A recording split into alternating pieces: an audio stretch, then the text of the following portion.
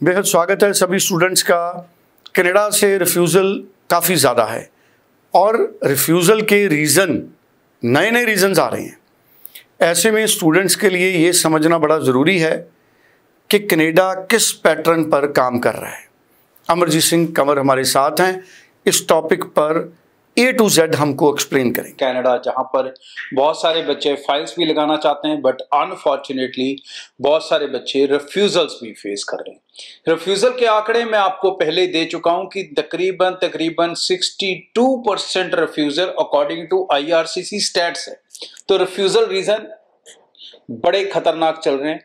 आपने इंडिया में पढ़ाई क्यों नहीं की, ये कोर्स आप इंडिया में कर सकते थे, इससे सस्ता कोर्स इंडिया में था, ठीक है नहीं, और या फिर आपकी लैंग्वेज एबिलिटीज या अदर चीजों को चैलेंज किया जा रहा है। बट मेजरली जो चीजें इसमें देखने को मिल रही हैं दोस्तों, सबसे पहली और इंपॉर्टेंट चीज, आपकी पढ़ाई को बहुत ज्यादा अहमियत दे रहा है कनाडा इस समय वीजा डिसाइड करने में। और पढ़ाई के साथ साथ दूसरी अहमियत वो देता है आपके फाइनेंशियल स्टेटस को, क्योंकि आप जानते हैं कि बहुत सारे बच्चों ने, हजारों की गिनती के बीच में बच्चों ने अपनी पढ़ाई को छोड़ा। उन्होंने असाइलम डाला, जो पिछले दिनों काफी मसला बना। असाइलम्स डाले, उन्होंने असाइलम्स में ये कहा कि उनके पास पढ़ने के लिए पैसा भी नहीं है, उनके पास वो घर जाना भी सेफ नहीं है, फलाना फलाना फलाना। अब ये चीजें कनाडा को इनसिक्योर कर गई स्टेट वाइज। तो इस समय इन दो चीजों के ऊपर सबसे ज्यादा वीजा टिका है। तो अगर आप स्टडी के साथ कोई भी कॉम्प्रोमाइज करते हैं, आप डिप्लोमास लेते हैं, अच्छे परसेंटेज के बावजूद आप छोटे मोटे कोर्सेज लेते हैं, आप अच्छी परसेंटेज के बावजूद, टेक्निकल नॉलेज के बावजूद वीक कोर्सेज ले रहे हैं, तो भी आपको चैलेंज होगा। आपको वीक कोर्सेज नहीं लेने हैं, आपको लेने हैं स्पेशलाइजेशन वाले कोर्सेज जो जल्दी से इंडिया में मिलते भी ना हो। तो स्पेशलाइजेशन बहुत इंपॉर्टेंट रोल होगा।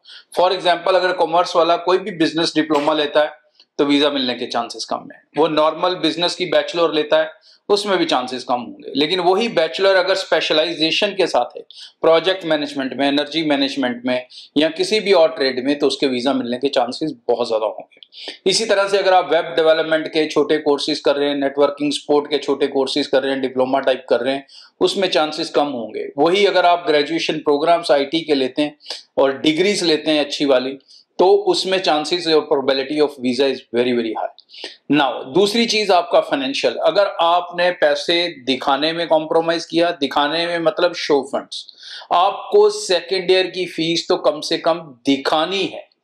पहले एजेंट बोलते नहीं थे अपनी फाइलें पकड़ने के लिए, अब तो बहुत सारे बोलने भी लग गए भाई। और मैं ये चीज बहुत शुरू से बोलता हूँ आपको कि वीजा इन्हीं फॉर्मेट्स के ऊपर मिलेगा। तो 1 ईयर फीस ट्रांसफर करना, GIC करना और दूसरे साल की फीस के इक्विवेलेंट फंड दिखाना, और जितनी फीस है उसके आसपास की ITR इनकम की होनी चाहिए फैमिली की। मदर फादर की इनकम एवरेजली 12 लाख से ऊपर होगी।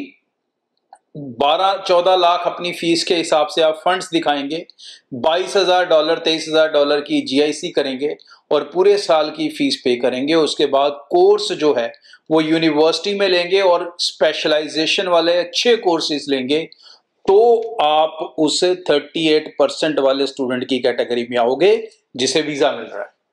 और अगर आप कॉम्प्रोमाइज करते जा रहे हो, इधर उधर की सलाहों के बीच में शॉर्टकट मारने के चक्कर में हो भाई, तो कनाडा आपके लिए अब नहीं है।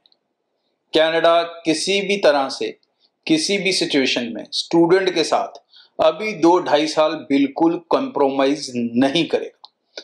तो जितनी जल्दी होगा आप इन चीजों को समझ जाएंगे, उतनी जल्दी आपके लिए कनाडा का रास्ता आसान हो जाएगा। अदरवाइज आपको अदर डेस्टिनेशन के ऊपर ध्यान देना होगा, और जिसमें आजकल एक बहुत ही शानदार डेस्टिनेशन ऑस्ट्रेलिया भी है जो वीजा सक्सेस रेट बहुत अच्छा दे रहा है। लेकिन प्रोफाइल के अंदर, फंड्स के अंदर वो भी कॉम्प्रोमाइज नहीं करता। लेकिन कनाडा के मुकाबले आधे खर्चे में आप ऑस्ट्रेलिया जा सकते हैं। बेहद शुक्रिया। एक्सपर्ट हमारे साथ मौजूद थे, स्क्रीन पे नंबर है, आप टेलीफोन कॉल करें, नियर बाई ऑफिस में विजिट करें, पर्सनली मिलें। कोई भी आपके जहन में क्वेश्चन है, सवाल है, उसे दूर करें और उसके बाद अपनी ज़िंदगी का फैसला करें। आपसे कोई भी गलती ना हो पाए, इस बात का ख्याल रखें। Thank you.